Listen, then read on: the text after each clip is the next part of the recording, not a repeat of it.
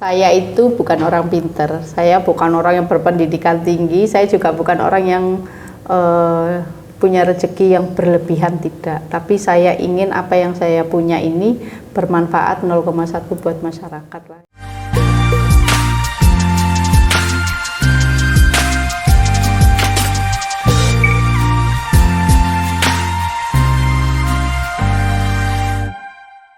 Assalamualaikum warahmatullahi wabarakatuh. Selamat datang di Tugu Inspirasi, membincang inspirasi dengan orang-orang hebat. Kali ini dalam rangka ulang tahun Republik Indonesia yang ke-78, Tugu Media Group ada program mewawancarai orang-orang yang berdampak bagi sekitar dan sosial di Jawa Timur. Nah, salah satunya yang kita wawancarai adalah Mbak Laili Fitria Minelli. Liza Minelli, siap. Laili Fitria Liza Minelli, siap. Beliau adalah pegiat sosial dan juga kebetulan Ketua Perindo Kota Malang, kebetulan lagi pengusaha sate. Ya. Pengusaha sate dan banyak aktivitas lain. Nah, tapi kita ingin merekam Mbak Nelly kan yang politik banyak, Mbak ya. Iya. Tapi nanti kita bahas sedikit lah politik di belakang. Ya, soal apa peluang Mbak Nelly jadi wali kota atau apa mungkin nanti kita bahas di belakang. Tapi karena kita temanya itu soal Indonesia, Mbak. Jadi kita ingin merekam bagaimana Indonesia dari mata Mbak Nelly. Nah, jadi Indonesia ini perlu banyak kebaikan kecil dari semua orang untuk bisa terus bertumbuh gitu, Mbak. Nah, iya. Kalau menurut Mbak Nelly gimana? Mbak Nelly kan banyak melakukan kegiatan sosial ya di Malang, di Jawa Timur, bahkan di pulau-pulau. Di pulau mana aja, Mbak, yang sudah dikunjungi, Mbak?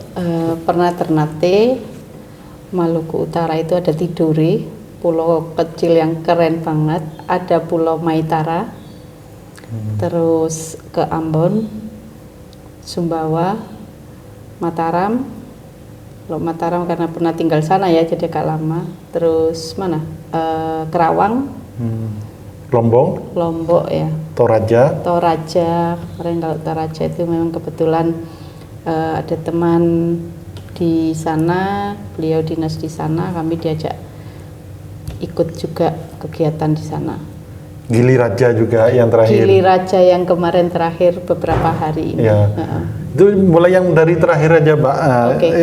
Itu gimana? Ketika mengunjungi pulau-pulau itu, ini, Mbak, apa yang Mbak lakukan apa gitu? Pertama silaturahmi. Kedua melihat indahnya Indonesia. Mungkin dari kacamata saya ya, Mas ya. Tapi mungkin yang lainnya juga setuju bahwa Indonesia ini adalah surganya dunia. Terus di dalam silaturahmi itu kan pasti ada kebaikan. Apa yang bisa kami perbuat ya minimal 0,1 lah. Nah, maksudnya gimana itu 0,1 itu, Mbak? Teori gimana maksudnya 0,1 itu, Mbak? 0,1 itu begini, Mas Ilham, bagi saya itu kita berbuat sesuatu, berbuat baik tidak harus 100%, kan nggak mungkin kita mau merubah 100%, artinya mau membantu, sekolahan itu rusak 100% saya mau bantu, anak itu harus kita bantu pendidikannya 100%, nggak mungkin dengan kemampuan saya yang terbatas gitu ya. Dengan kemampuan saya yang terbatas, jadi saya tidak bisa membantu 100%, saya bisanya bantu 0,1. Tidak harus 100% atau 1%, tapi 0,1 minimal adalah kita berbuat untuk kebaikan itu. Jadi saking kecilnya, jadi meskipun kebaikan saking kecilnya itu nggak masalah, Bu. Nggak masalah. Nggak 1% kan kecil, ini bahkan 0,1 pun nggak masalah. Nggak gitu masalah, yang penting ada manfaatnya buat sesama lah bagi saya. Siap. Nah, Gili Raja itu apa, Bu, yang terjadi itu? Katanya soal listrik itu baru ada setahun belakangan. Nah, itu gimana, Bu? Gili Raja, pulau terindah mungkin yang kali ini saya nyebrang di Madura ya kemarin, alhamdulillah. Menurut penduduk setempat ataupun kemarin diskusi sama Bapak Kades juga Pak Kiai Abdurrahman, kata beliau baru 1 tahun ini ada listrik masuk. Kalau dulu itu tenaga surya sama diesel. Dan itu pun listrik jam 7 sampai jam 12 malam. Jam 7 malam ya. Gitu. Jadi setelah itu siang nggak ada listrik, Bu, ya nggak bisa ngecas HP dan lain sebagainya. Gitu. Diesel mungkin ya, sama apa tenaga surya itu kan. Gitu. Siap. Terus yang dilakukan apa, Bu, di tempat itu, Bu? Selain silaturahmi, Mas, kami ada ya baksos sedikit 0,1 tadi itu. Ya. Baksos 0,1 tadi. Baksos kemana? Kami ke kepala desa karena beliau yang tahu mana penduduknya yang perlu ya apa ya untuk dibantu. Kalau ke Pak Kiai kami bantu Al-Quran dan Iqra. Gitu. Siap. Nah, terus di tempat lain kemana lagi, Bu, yang paling berkesan, Bu, ya, di luar pulau yang itu yang paling berkesan lah menurut Ibu gitu? Jawa Timur atau luar Jawa Timur? Yang di luar Jawa Timur mungkin. Pulau Maitara. Nah, itu gimana, Bu? Pulau Maitara itu pulaunya bersih, indah, yang mungkin gunungnya itu ada di uang 1.000, Mas. Tidore itu kan ada ya, tapi kita nyebrang lagi. Saya belum pernah menemukan kampung nelayan sebersih itu. Oh, kapan itu, Bu, ke sana? 1 tahun yang lalu. 2 kali saya udah nyampe ke sana, Mas. Itu dalam rangka apa, Bu? Ya itu tadi. Dalam rangka menikmati indahnya Indonesia, juga selain itu kita silaturahmi. Silaturahmi, terus juga berbagi gitu ya? Berbagi sedikit lah, 0,1 tadi itu. Wah, ini Ibu ini merendah sebenarnya, padahal mungkin 50% bahkan. Ya, tapi bilangnya cuma itu. Selalu 0,1, ya. Nah, jadi di setiap Ibu keliling Indonesia itu kan sudah banyak tadi yang disebut ya, pulau-pulau di Indonesia. Memang ini, Bu, ya, selalu membawa misi 0,1. 0,1. Itu kenapa penting, Bu, 0,1 itu? Kenapa nggak hanya liburan aja, nggak usah mengajar, nggak usah memotivasi anak-anak di sana, santri, dan nggak usah bagi-bagi ya? Fokus healing aja gitu. Ya kan gini, Mas, saya itu bukan orang pinter, saya bukan orang yang berpendidikan tinggi, saya juga bukan orang yang punya rezeki yang berlebihan, tidak. Tapi saya ingin apa yang saya punya ini bermanfaat 0,1 buat masyarakat lah. Istilahnya apa yang, kalau saya sekedar liburan, ya kita liburan kan pasti ya keluar biaya toh, Mas ya. Keluar biaya untuk keluarga. Masa sisa dari saya berlibur tadi itu nggak ada untuk kebaikan yang saya datangin tempatnya, ya minimal kalau nggak ada orang, tempat ibadah lah yang harus saya utamakan, kan kayak gitu. Kalau kita nggak ketemu, kadang-kadang ngarang kan, Mas, mau ke sana gitu kan. Ngarang nggak tahu yang dituju, tapi alhamdulillah selama ini sama Allah dikasih kemudahan aja saya. Berteman dikasih kemudahan. Siap. Jadi sosial itu menurut Ibu penting ya, agar hidup itu ada manfaatnya gitu. Iya. Ya. Sangat penting, Mas, menurut saya, karena kebaikan itu kan pasti kembali lagi ke kita. Gitu. Siap. Ya alhamdulillah sih. Mulai kapan itu, Bu, aktif di dunia sosial itu, Bu? Kalau itu saya mungkin dari SMA apa nggak salah, dari sekolah memang saya senang gitu. Siap. Lalu sekolah terus kuliah di dulu Uniga ya? Di Uniga, saya sekarang di Uniga. Siap. Nah, menarik ini soal 0,1 itu dapat dari mana teori 0,1 itu, Bu? 0,1 Mas Yosi, mungkin Mas Yosi lupa. Saya itu pernah diskusi sama teman saya, Mas Yosi, mungkin juga temannya Mas Ilham juga. Dulu di Radar Malang ya. Ya, siap. Beliau, kita sharing-sharing, Mbak Nelly sering gini-gini, ternyata kita itu harus berbuat baik walaupun tidak banyak, 0,1. Jadi itu nggak tahu ya, udah puluhan tahun menancap di saya. Iya ya, kita itu nggak perlu berbuat baik harus 100%, 200%, harus banyak ya, harus banyak, tapi 0,1 harus bermanfaat buat masyarakat, itu aja. Oke, siap, Bu, menarik. Nah, ngomong-ngomong soal Indonesia, Bu, ini kan Ibu kan tergolong orang yang suka healing di di Indonesia ya. Dan kemarin viral ya yang diposting oleh Pak Sandiaga Uno soal tiket murah protesnya Ibu karena waktu itu Ibu kemana, ke Toraja dan negeri di atas awan. Dan waktu itu gimana ceritanya Bu sehingga dia posting Pak Sandiaga Uno hingga 7 juta ya saya lihat tadi. 8 juta 100 8 ya. juta 100 orang, itu 8 juta 100. Gimana ceritanya itu Bu? Jadi seperti biasa Mas Ilham, saya di mana aja kan ya ngevlog ya, biasalah emak-emak itu kan narsis ya.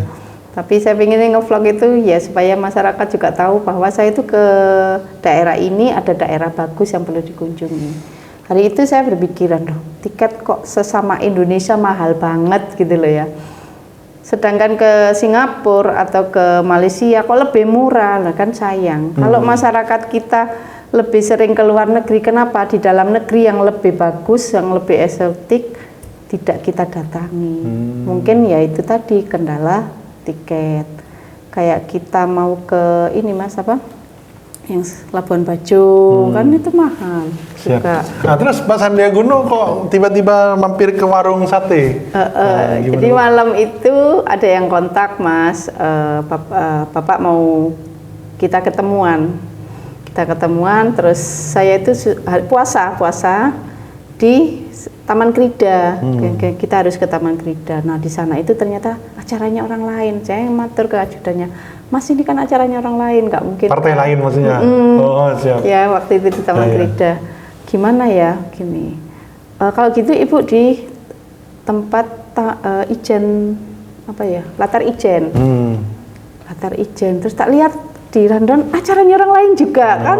Nggak mungkin sama saya yang datang di acara orang lain tanpa diundang kan nggak mungkin. Terus saya ke Mas, saya lihat randonnya beliau ada sholat terawih di Masjid Jamek. Berkenan nggak kalau mampir di warung? Ya ada, masa merubah jadwalnya menteri. Luar biasa ya. Hanya tukang sate yang mampu berubah jadwalnya bersih. Saya digituin, aduh. Mati saya gini, ya sudahlah, nggak takdir ketemu ya udah nggak apa-apa. Tapi nggak tahu ya, saya tuh punya keyakinan sendiri gitu. Malah teman saya ya wis lah Nel katanya, enggak, aku yakin sama istighfar saya pasti kesini. Nggak tahu, saya punya keyakinan yang kuat gitu loh Mas ya waktu itu. Subhanallah Mas, 10 menit datang krunya. Yang Mbak Nelly yang mana katanya? Oh ya saya, Bapak mau kesini. Oh ya kesini. Dan itu tidak ada di Randon, tidak ada penjagaan. Biasanya kan kalau ada pejabat kan ada penjagaan, apa kan tidak ada. Jadi beliau langsung datang ya dengan saya rasa sangat luar biasa lah. Seorang menteri datang ke bakul sate.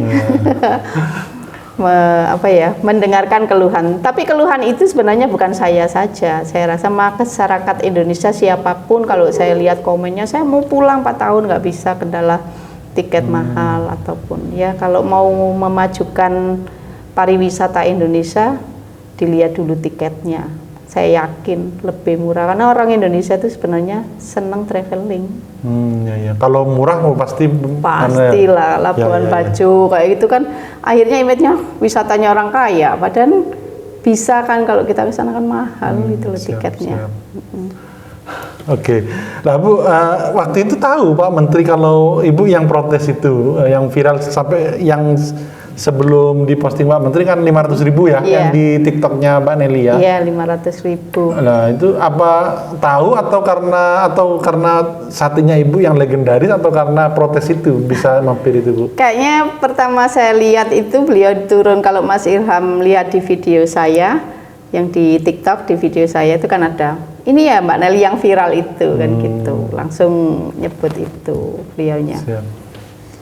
Oke, ya, menarik. Kebetulan mungkin pencinta sate ya. Oh, sekalian gitu ya. Sekalian. Lumayan 1 jam lebih loh Mas di tempat saya. Nah, itu cerita apa aja itu Bu dengan Pak Sandi Bu? Cerita pariwisata ya, beliau bilang terima kasih di video atas masukan itu. Ya saya juga terima kasih didatangin Pak, tapi sekali lagi tolong tiket sesama Indonesia dimurahin. Siap. Tapi belum sekarang udah ada terasa atau enggak Bu? Terasa sedikit. Oh gitu ya. Kalau kita membandingkan ke negeri seberang lebih murah. Gitu. Oke, siap Bu. Bu, ini hal lain. Ibu saya lihat ya, sudah kenal agak lama dengan ibu itu, saya lihat sangat sangat santai gitu ya, meskipun politik tapi nggak terlalu ngoyo gitu. Apa Bu? Kenapa hidupnya kok santai dan juga suka berbagi, berbuat baik itu kenapa? Itu yang mendrive itu apa Bu? Sehingga kok bisa hidup sesantai itu gitu Bu? Iya kan gini Mas Ilham, politik itu jangan tabu. Sebenarnya kan masyarakat kadang tabu ya, karena ya saya nggak tahu apa penyebabnya atau yang terdahulu atau oknum ya, saya bilang oknum. Saya juga nggak terlalu baik-baik banget, saya juga nggak terlalu bersih-bersih banget. Tapi menurut saya di partai itu awal mulanya kan saya tuh pengen cari saudara, cari teman. Ternyata berorganisasi itu ini hanya wadah kan, hanya wadah supaya kita bisa berbuat lebih banyak lagi gitu. Gitu ya. Nah, kalau soal sosial, soal apa itu tadi yang menarik ketika didatengin Pak Sandiaga Uno percaya dengan istighfar. Nah itu seberapa penting Bu itu hal spiritual itu untuk kehidupan kita Bu, atau kehidupan anak muda gitu Bu? Mas Ilham ya, saya itu punya keyakinan itu dari saya kecil waktu saya mondok. Mondoknya di mana Bu? Di pesantren di Genggong, saya alumni Genggong, Zainul Hasan. Ibu itu aslinya mana? Aslinya? Saya aslinya lahiran Malang. Oh Malang, siap. Arema saya. Siap. Terus silakan Bu. Terus saya meyakini kenapa istighfar itu bisa membawa, karena itu sudah ada janjinya Allah Ta'ala kan. Barang siapa yang beristighfar maka akan ku penuhi semua kebutuhannya. Dan itu Mas Ilham, beberapa kejadian dan beberapa dalam hidup saya itu saya meyakini itu, dan alhamdulillah ya apa yang saya inginkan itu ada gitu loh. Contohnya Bu, contohnya yang agak spektakuler apa Bu? Spektakuler ya. Pernah saya beli rumah. Waktu itu pas habis ini ya Mas ya, pas habis ke dagang terus ada rumah murah beli. Mama saya tuh pengen waktu itu, aku pengen itu. Bang saya jujur Mas, 40 juta harganya rumah itu, ada orang butuh lebih dari itu kan ya nggak mungkin Mas ya, ratusan lah. Saya itu nekat, tapi nggak tahu, saya itu punya keyakinan istighfar pasti udah. No jalan, dan saya itu nggak pernah berhubungan sama bank, sama koperasi, nggak pernah. Terus gimana? Apa ya waktu itu keajaibannya Bu? Gimana? Keajaibannya teman dia bilang gini, aku kilo, saya cerita ke teman, kepingin beli apa? Ini tapi yo sik kurangan. Teman saya bilang, "Gayen sik duitku. Mau lak bunga, lu gak gayen kon kok ngembalikannya kalau kamu ada." Bayangin Mas, saya yang anti utang itu alhamdulillah itu nyata senyata-nyatanya. 2 kali aku mengalami itu. Luar biasa. Beli yang di luar apa ya? Wajar. Di luar kewajaran. 2 kali itu saya.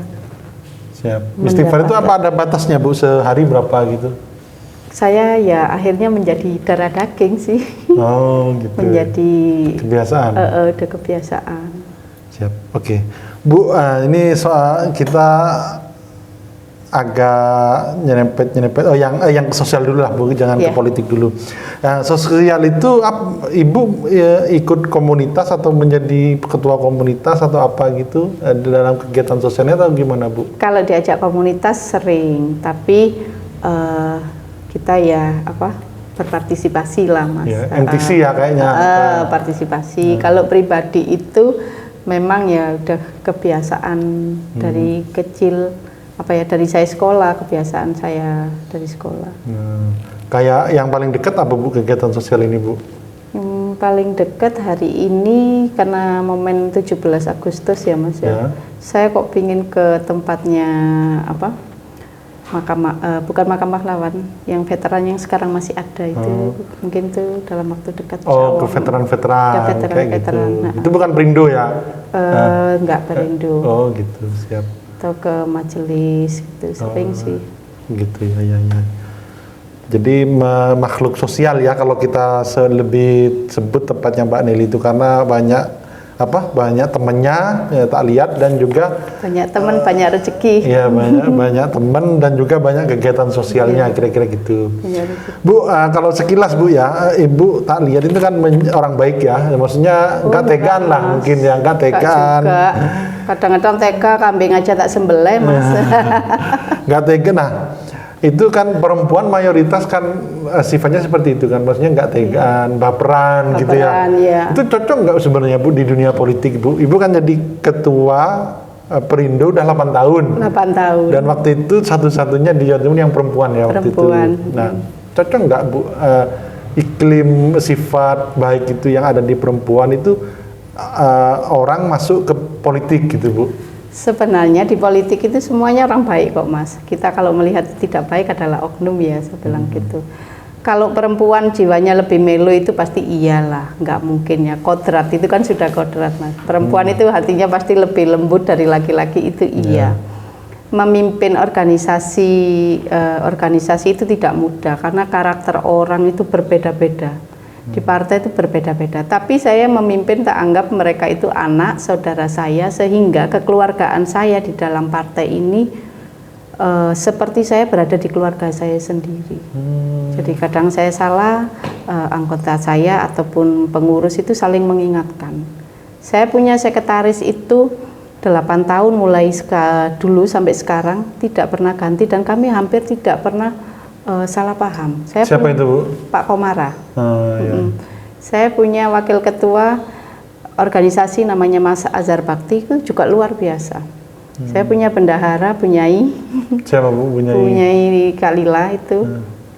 Juga alhamdulillah mereka juga sangat membantu saya, saling mengingatkan lah. Bagi saya organisasi itu ada orang bilang nggak cocok. Saya bilang cocok aja kalau kita memaknai di dalam organisasi seperti keluarga kita.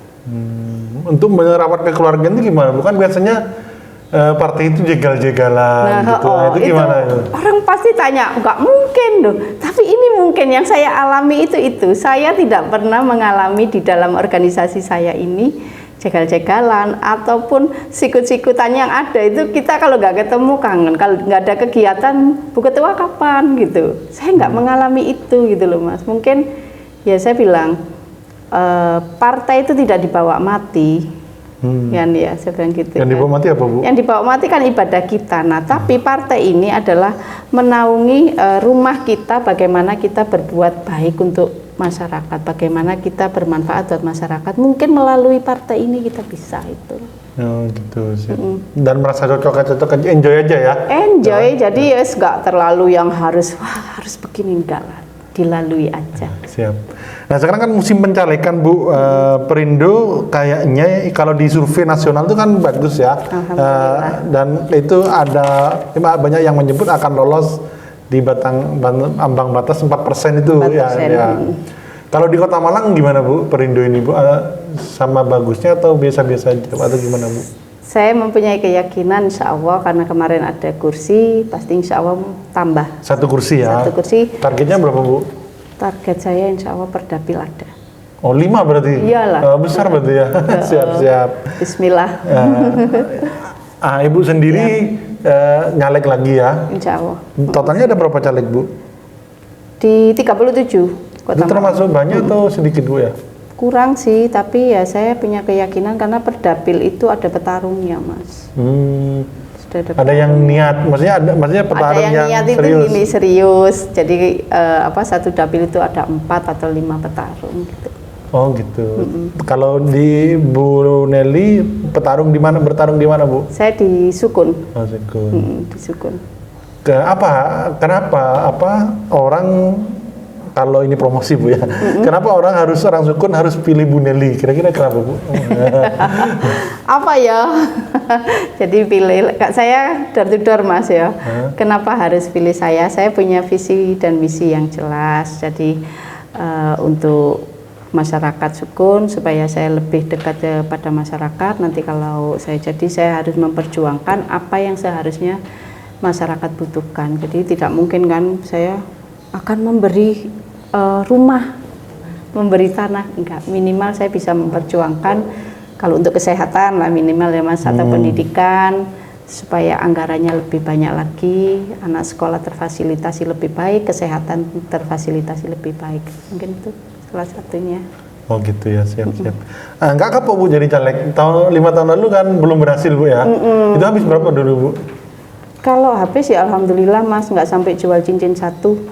Maksudnya gimana itu? Artinya nggak sampai ya kayak orang, wih hontek wake terus punya hutang, sampai apa ya yang bahan di rumah itu habis. Saya alhamdulillah nggak sampai jual cincin satu pun, nggak sampai saya jual.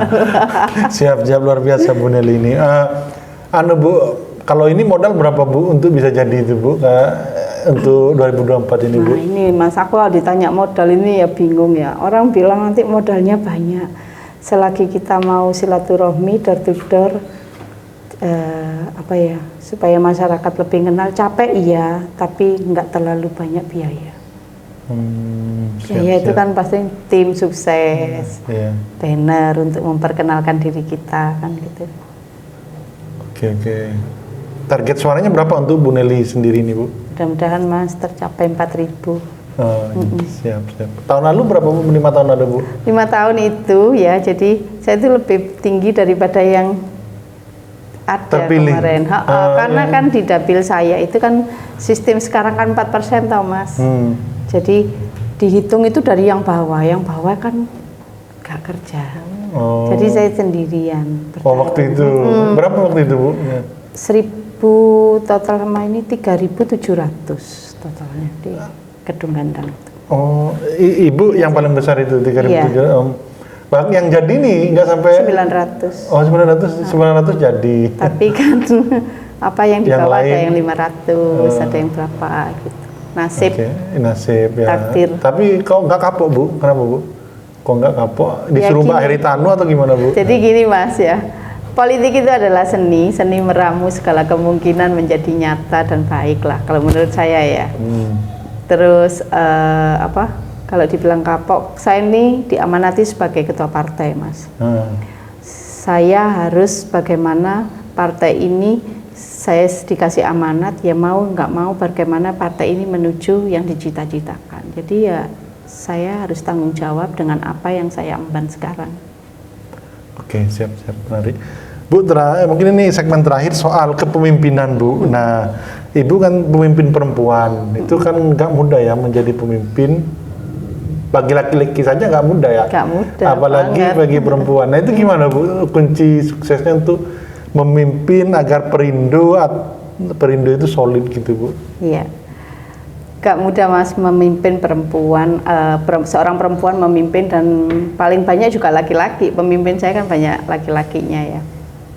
Ya tadi itu Mas, saya memperlakukan teman-teman ini, kan di partai itu nggak ada atasan bawahan, itu nggak ada. Menurut saya itu yang ada kebersamaan, bagaimana saya mempunyai saudara baru di luar rumah saya sama teman-teman. Kalau tidak ada enaknya kita bicarakan di depan, ada enaknya kita bicarakan di depan, jangan sampai menjadi gerundelan. Itu yang membuat kami itu sampai sekarang alhamdulillah solid. Siap, keren. Terus ini Bu, kalau di MTC Bu sebagai apa itu Bu di MTC? Bagian sosial. Jadi memang anunya sosial dimanapun kegiatannya sosial ya. Bagian sosial di MTC itu kan orang melihatnya, aduh pejabat saja, kok banyak jenderalnya, banyak pejabat atau pengusahanya, tapi enggak. MTC itu menurut saya kekeluargaannya sangat luar biasa. Siap. Di situ saya baru tahu bahwa para pejabat pun ataupun para pengusaha mereka melepaskan apa yang ada di diri mereka semuanya. Status sosialnya. Statusnya yang ada kami itu kebersamaan tanpa melihat siapa dan apa. Oke. Ini yang paling dekat apa kegiatan di MTC Bu? Apa ya, kemarin bedah rumah ya kemarin tuh ya, kalau nggak salah Mami itu, tapi kebetulan nggak bisa ikut pas keluar kota. Siap. Bu, ini kalau status Ibu kan banyak ya, kayak pegiat sosial, komunitas, bahkan jualan sate, ya, terus ketua Perindo. Nah, itu gimana ngatur waktunya itu Bu? Ada tip dan trik ngatur waktu itu Bu? Nah itu Mas, kadang-kadang ya pernah sih mengalami yang memang anak saya lagi butuh saya, sedangkan saya harus ada kegiatan. Ikut dilema, jujur manusiawi kan. Saya nggak bilang harus mementingkan, itu manusiawi. Saya pernah mengalami kesusahan itu. Tapi ya balik mana Mas, izinnya itu kan ada yang di rumah. Cuma ya alhamdulillah suami saya itu memberi kelonggaran lah kepada saya dan mendukung penuh apa kegiatan saya itu. Oke Bu, mungkin closing statement apa Bu untuk anak muda, ini kan segmen kita anak muda yang ingin sukses. Nah itu apa Bu tip dan trik dan pesan dari Bu Nelly agar anak muda agar sukses gitu Bu, seperti Bu Nelly? Bagi anak-anak muda, sukses itu bukan impian, sukses itu bisa kenyataan. Kalau kalian masih punya orang tua, itu jimatnya kalian pertama. Kedua, kalau bagi kami yang agama muslim, jangan lepas dari istighfar dan kemauan yang kuat. Insya Allah pasti itu jalan termudah untuk menuju sukses. Oke, luar biasa sekali Bu Nelly ini.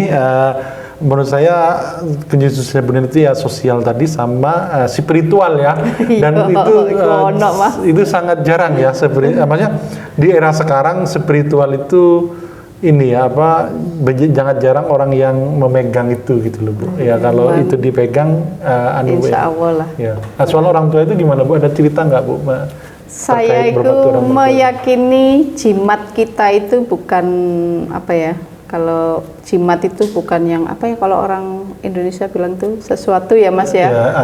Ya sudahlah, orang tua itu tidak akan pernah tertolak doanya. Saya meyakini bahwa kan janji Allah itu pasti, kalau janjinya manusia kita aja ke anak kadang lupa kan janji ya. Tidak ada yang janjinya Allah Ta'ala yang tidak tepat. Kalau barang siapa yang berbuat baik kepada orang tua, mengutamakan, tidak menunggu kita mati, tidak menunggu kita tidak ada, sebelum kita meninggal pun sudah ada balasannya langsung. Jadi saya meyakini itu dan saya yakin-yakinnya. Oke. Siap Bu Nelly, terima kasih sharingnya. Saya banyak belajar sore ini. Semoga teman-teman juga seperti itu dari sosok perempuan inspiratif Kota Malang dan juga sosok yang memberi dampak bagi aktivitas-aktivitas kebaikan di Kota Malang ini. Itu saja mungkin dari saya. Semoga teman-teman juga banyak belajar. Assalamualaikum warahmatullahi wabarakatuh.